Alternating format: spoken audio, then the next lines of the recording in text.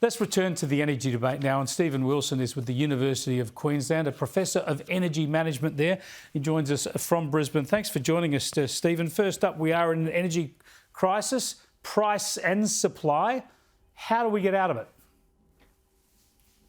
How do we get out of it? Oh, that's a great question, Chris. It's not a simple problem, and I mean, you could write books on it, but we certainly don't have time to do that. I think we've got to cut through the complexity and look at a few issues. One is the power cost paradox. The power cost paradox is that you can just keep adding this, apparently free and forever energy. So wrong, it's not free and it's not forever. And at 5 cents a kilowatt hour, just keep adding that to the system, and you'll get a really cheap system. So I think our governments have been badly advised about that, and I think we need to drop that delusion. Well, that's what Chris Bowen and Anthony Albanese are saying. They're saying just continue investing in renewables and transmission and storage, and we'll get there. But no country's been able to do that. Explain to us why that doesn't cut the mustard. Well, the problem is that you can't just look at the resources. You can't just look at the cost of putting the power onto the busbar. You've got to look at the effect on the whole system. And when you do that, what you find is that the more and more you add of these resources, the more and more expensive the total system becomes.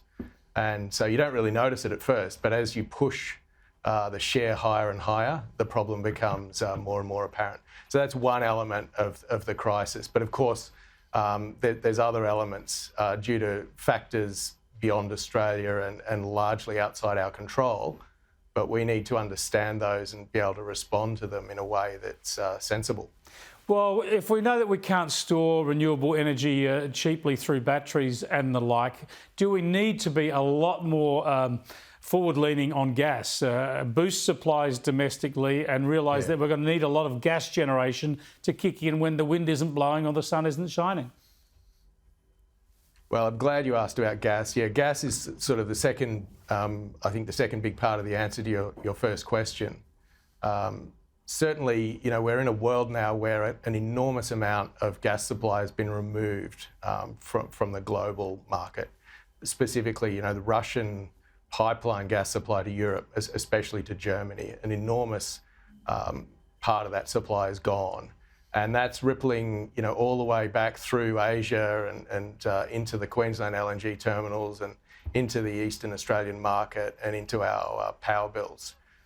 So we can help Ukraine. We can't completely control, of course, what's happening in Europe, but we can do a much better job, Chris, of stewardship of our reserves and our resources than we have been doing. And I think all parties involved in the industry can do much more to help. Now, of course, reliable emissions-free electricity is generated around the world with nuclear energy. We supply a lot of the uranium for that. Does that need to be a part of the Australian mix? Well, it definitely needs to be considered. We need to look at the option, is what I'm saying. There are other people that use this word option, but it's no point having a hypothetical option. An academic option has no value. An imaginary option's useless. What we need are real options, and the only way you can get real options is to do some work, spend a moderate amount of money, and prudently prepare the way to be in a position to deploy those resources if we need them. And we may very well need them from the 2030s. And that's what we've looked at in detail in a research project that I led in 2021. Well, thanks, Stephen, for that. We might get you back soon to talk about that in more detail. I appreciate it. Stephen Wilson there, a Professor from the Queensland University.